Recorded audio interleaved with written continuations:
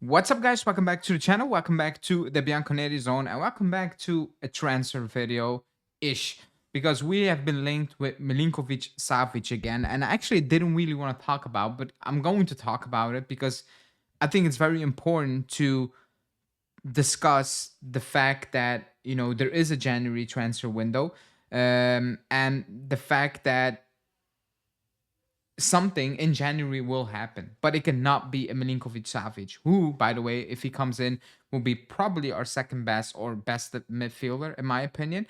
But it cannot be Savic. That ship should have been sailed, and I think it is sailed. But the fact that we're being linked with him, because in January, like it or not, we will do business because we will be forced into doing business. So that's what we're going to talk about. Before we get into it, hit the like button, smash the subscribe button as well, and let's dive straight into it.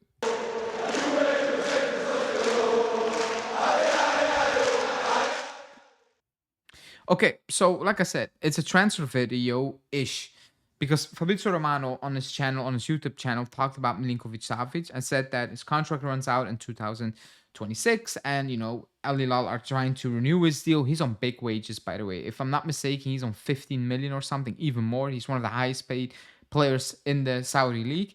But he's been playing there for a couple of seasons, so he made a lot of money. So other people are suggesting that maybe he doesn't want to do that again and just wants to come back to Europe, which I completely do not see happening, that mindset. But again, that's a different point of view.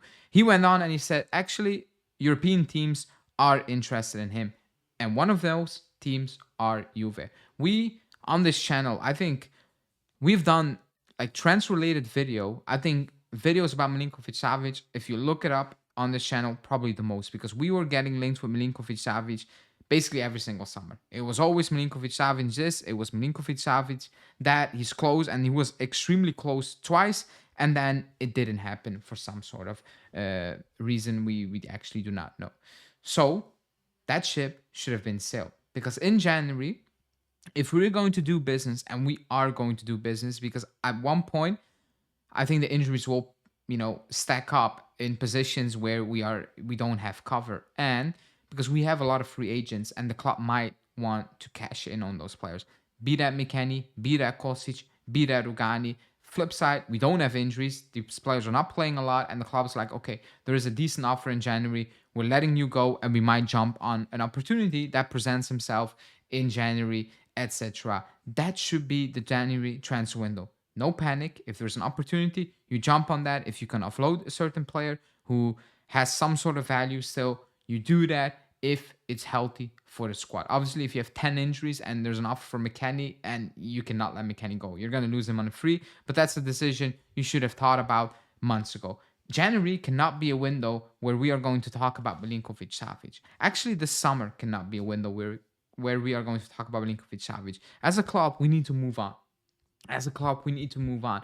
Now, this link can be completely nothing, I'm not saying it's a real deal. It's a real link. It's Fabrizio Romano, so it should be decent enough, I guess. But the point I'm trying to make is that these players should be in the past. In terms of, you tried twice. We signed Pereira instead of him years back, and then he was close again, and we didn't do that, with all the Locatelli and all these things around. That should be done. It should be done, not go back to old players and old targets. As a club, you need to move forward. I think the business we've done this season, there's some sort of vision behind that. I can agree with that. Even if I don't like a Conceição, for example, the vision is we're gonna go young, maybe invest a bit more, but they should have resale value in that case. So I do like that idea.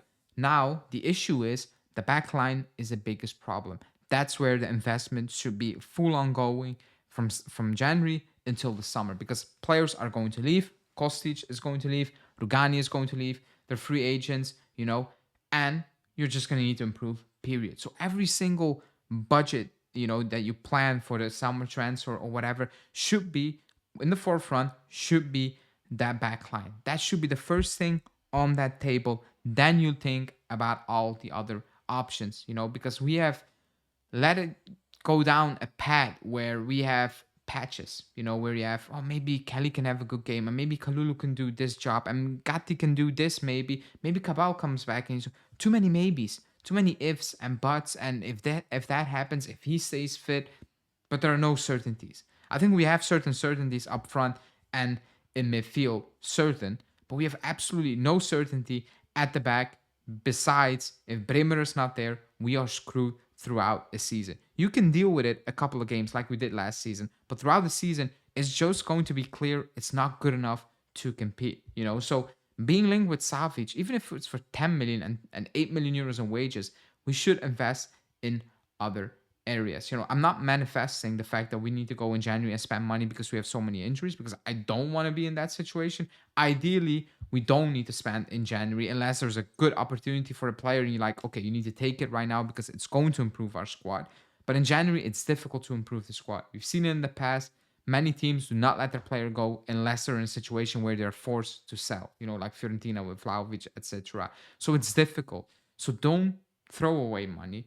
Be smart with the money, which I think they tried to do this summer-ish.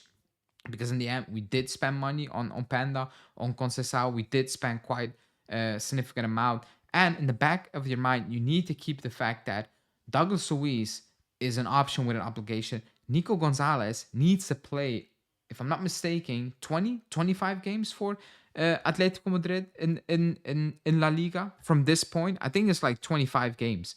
No, 21 games for the 35 of the last 35 games. But for the game to count, he needs to play at least 45 minutes. So that's not a given that a player like Nico Gonzalez is going to bring in the cash you need. You need to keep all those things in the back of your mind that, well, Nico Gonzalez might be back and Douglas Luiz might be back, and those players might become an issue for you, and offloading them, cashing in on them, won't be that easy as you would initially thought, because, well, he's going to sign for Atletico, he's going to stay at Nottingham Forest, you know? So that's what I'm trying to say with this video. Should it be done? I actually do not want to get linked with that player again. The only thing I want to get linked with him is like he's a free agent and he comes for the bare minimum wage of 3.5 million, basically. I call that the bare minimum wage. Then yeah, you pick him up, free agent, but spending a lot of money on these players, no, we are not in that situation. The money should be going completely to that backline, and then you think about improving the rest. Be that in January, be that in the summer. But in the comment sections, let me know, what do you think? Are you still a fan of Milinković-Savić? By the way, he's still a top player. I'm not dismissing that. But do you think we should